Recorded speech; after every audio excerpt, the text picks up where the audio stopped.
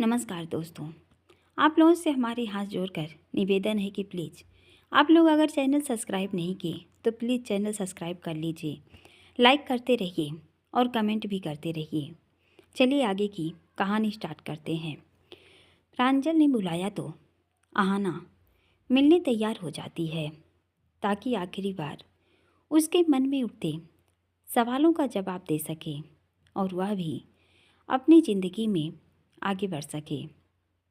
शाम का समय हुआ और आहाना चुपके से हवेली से निकलकर बाहर खलिहान की तरफ आ गई। ठंड भी काफ़ी थी और धुंध भी। क्यों बुलाया? प्रांजल वहाँ एक जगह पर बैठा उसका इंतज़ार कर रहा था। उठकर उसके पास आ गया। इतनी बेरुखी से बोल रही हो? स्वर बेहद नरम था कि घबराहट में होने के बावजूद वह भी शांत हो गई। इस समय यहाँ आना कितना जोखिम भरा है। फिर भी उसने आगे बढ़कर अपने दोनों हाथों से उसके दोनों हाथ थाम लिया। क्या इतना भी हक नहीं रहा मेरा कि मैं तुम्हारा थोड़ा वक्त ले सकूं? उसकी आंखें झील सी खामोश थीं। मेरे कहने का तात्पर्य ये नहीं था।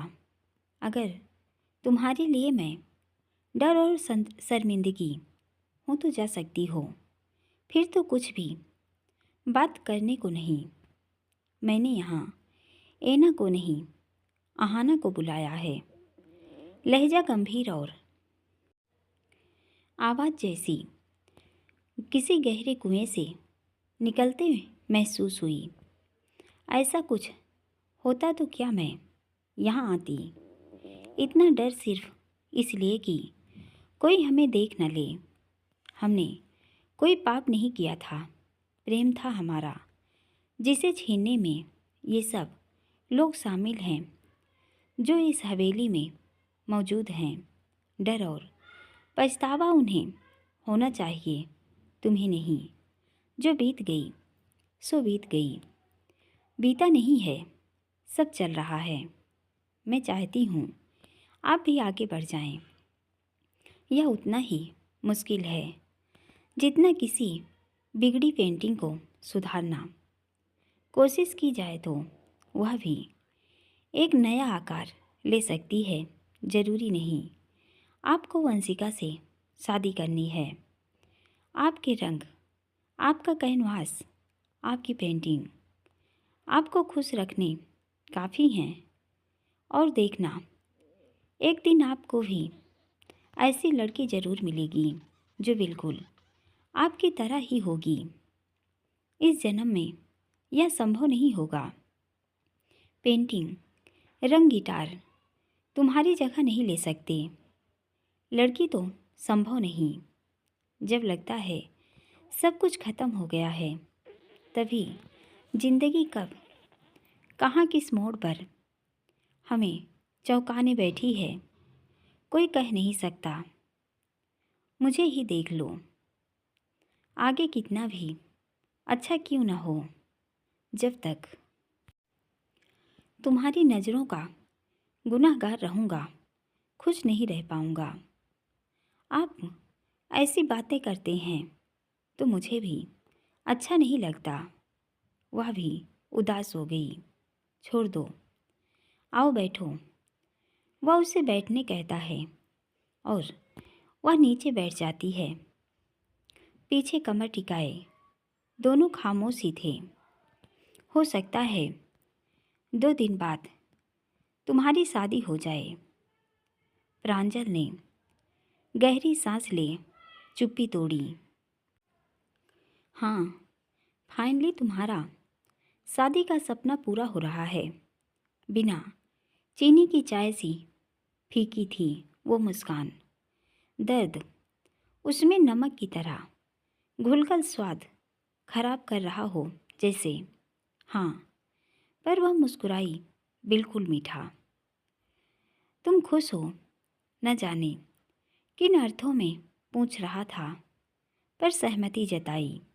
हाँ, फाइनली खुराना साहब मान गए।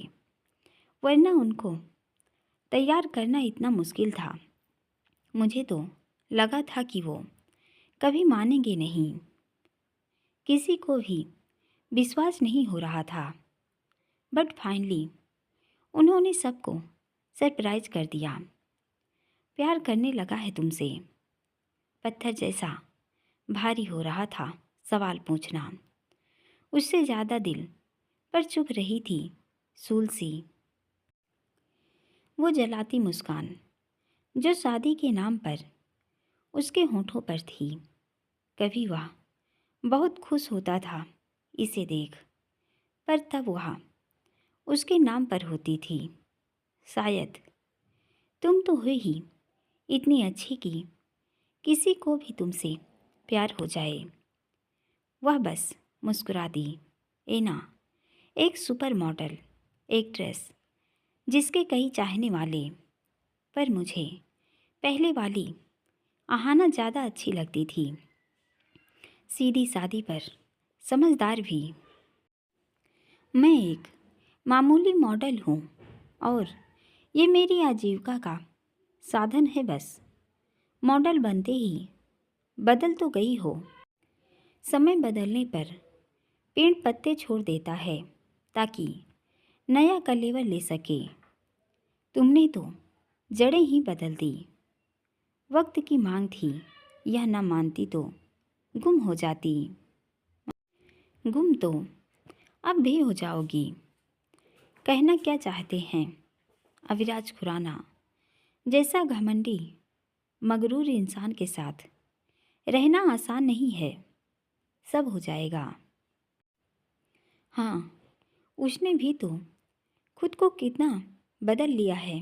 नहीं, लहजा तंजमय हो गया। वह आज़ाद ख्यालात का लब इमोशंस से कोई मतलब नहीं जो बिना फायदे के कोई कार्य नहीं करता। अचानक एक ट्रेन में मिली अनजान लड़की के लिए इतना काइंड हो गया कि न बल्कि उसकी मदद करता है। अपने सारे रूल्स तोड़कर शादी भी कर रहा है। अजीब नहीं है? इंसान कभी न कभी ज़रूर बदलता है। रही फायदे नुकसान की बात तो अविराज खुराना मेरी जैसी सैकड़ों ने लड़कियों की ज़िंदगी संवार सकता है। हाँ, इसमें दो राय नहीं। लक्ष्मी की कृपा है उस पर। मदद करता जिंदगी भी सुधार सकता है। पर क्या शादी भी करता? आहाना उसके लहजे को भांप चुकी थी।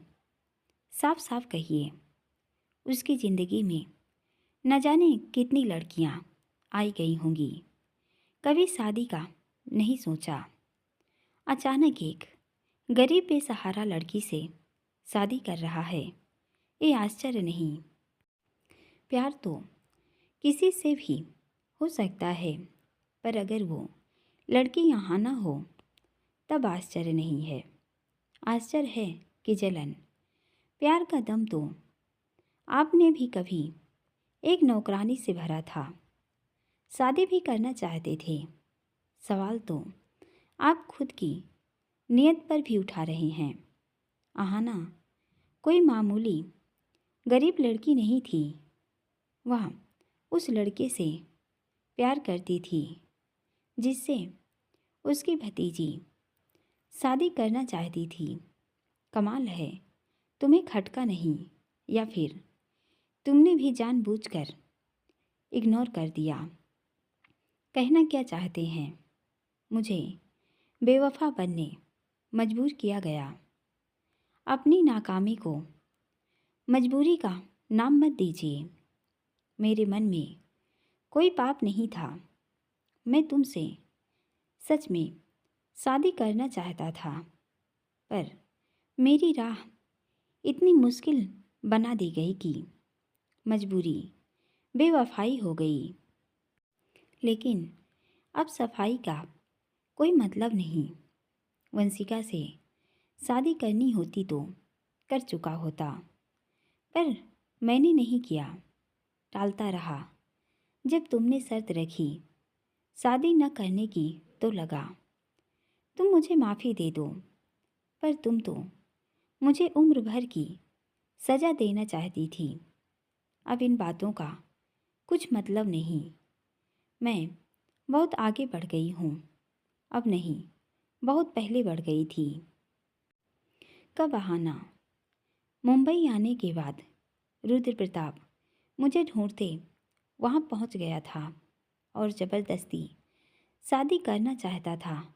पर उस दिन भी खुराना साहब ने मुझे बचाया। वे मुझे अपने घर ले गए और क्या आहाना, और मैं बता नहीं पाऊँगी।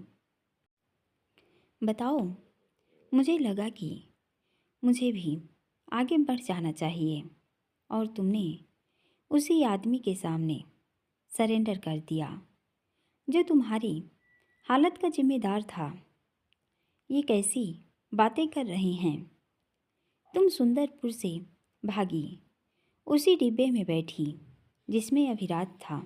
चलो, संयोग था, उसने बचाया, संयोग था।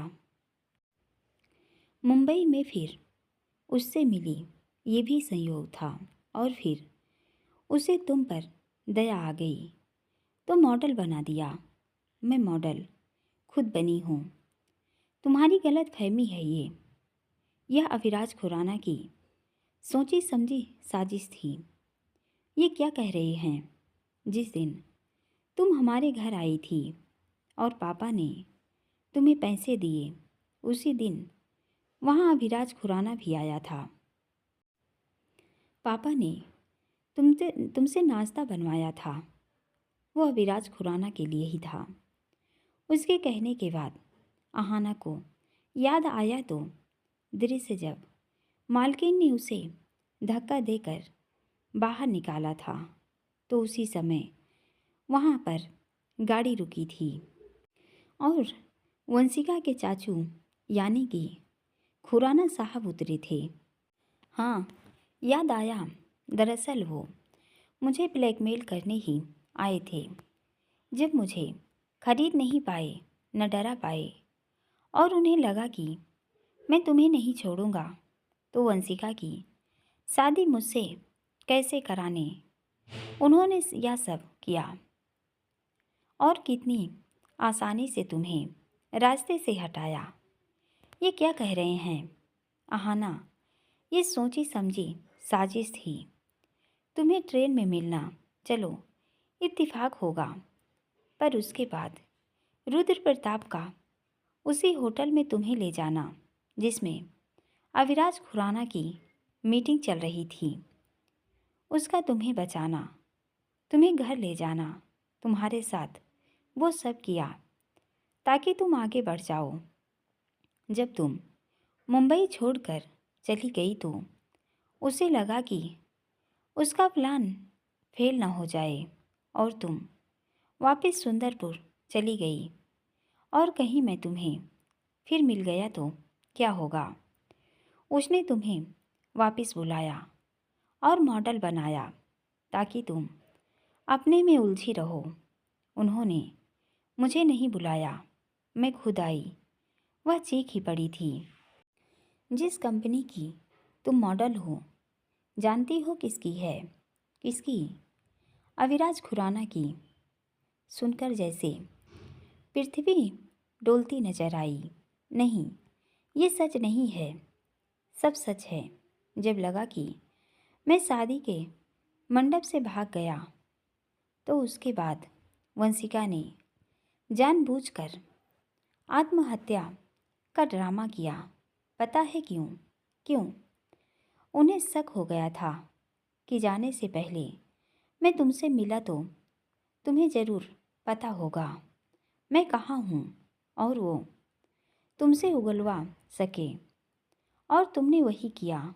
तुम मुझे ढूंढने स्पीति आ गई और तुम्हारे पीछे अविराज खुराना भी। नहीं, ये सब झूठ है। इतने सारे संयोग नहीं होते यहाँ ना, नहीं होते। जब वापस आने के बाद उसे लगा कि मैं वंशिका से शादी नहीं करूँगा तो अब आखिरी हथियार शादी का बचा था। वो मेरी उम्मीद पूरी तरह तोड़ना चाहते हैं। अब बेबे का सहारा लेकर मुझे यहाँ बुलाने में कामयाब हो गए और उन्हें ढाल बनाकर चाहते हैं मेरी शादी उस पागल वंशिका से कर दें और तुम्हारी अविराज खुराना से सांप भी मर जाए और लाठी भी न टूटे। तुमसे सब कुछ छीन कर फिर तुम्हें देने का दिखावा कर तुम पर एहसान कर रहा है। ये सच नहीं है, यही सच है हाना, यही सच है। अविराज खुराना तुमसे सिर्फ इसलिए शादी कर रहा है ताकि वंशिका का रास्ता साफ कर सके और खुद को हारने से बचा सके, वरना उसके जैसा इंसान कभी झुक नहीं सकता। तुम उसे जैसा समझती हो वैसे नहीं है। उसे ताकत का नशा है, जैसा चाहता है करता है। जब वंशिका को दिया वादा पूरा न कर पाया तो उसने यह सब जाल फेंका जिसमें तुम फंस गई। अगर वो तुमसे सच में प्यार करता तो पहले ही शादी कर लेता, पर पहले वो टालता रहा। जब लगा अब कोई चारा नहीं तब कर रहा है। यह सब झूठ है, यह सब सच है। चाहो तो उस कंपनी की डिटेल तुम्हें दे सकता हूँ जिसमें तुम काम करती हो। वंशिका जैसी खुदगर्ज लड़की आत्महत्या की कोशिश नहीं कर सकती। क्या तुम उसको इतना नहीं जानती? और वंशिका जो अपनी माँ से नफरत करती थी, अचानक से चाचू से गुस्सा होकर अपनी माँ के यहाँ चली गई। कहना क्या चाहते हैं? जो अभिराज उड़ती चिड़िया के पर गिन सकता है, वो अभी तक तुम्हारी असलियत नहीं जाना कि तुम आहाना हो। कमाल है ना? और उससे बड़ा कमाल की वंशिका ने उसे अब तक ये नहीं बताया कि तुम आहाना हो। जिस लड़की को दूर करने उसने रुद्र प्रताप को पैसे देकर तुम्हारे पीछे लगाया, क्या वो अकेले कर सकती है? का कहना क्या चाहते हो? यही कि जो कुछ भी अब तक हुआ उसका सूत्रधार अविराज है। ये झूठ है। खुराना साहब को नहीं पता कि मैं यहाँ ना हूँ और अब आप उनसे बदला लेना चाहते हैं, इसलिए ऐसा कह रहे हैं। वह रो ही पड़ी थी। एक और धोखे को सहने की हिम्मत अब उसमें नहीं थी। न उसे प्रांजल की बातों पर यकीन हो रहा था, पर सोच में थी। प्रांजल क्या इतना स्वार्थी हो गया कि अपना बदला लेने वह यह सब इल्ज़ाम लगा रहा है?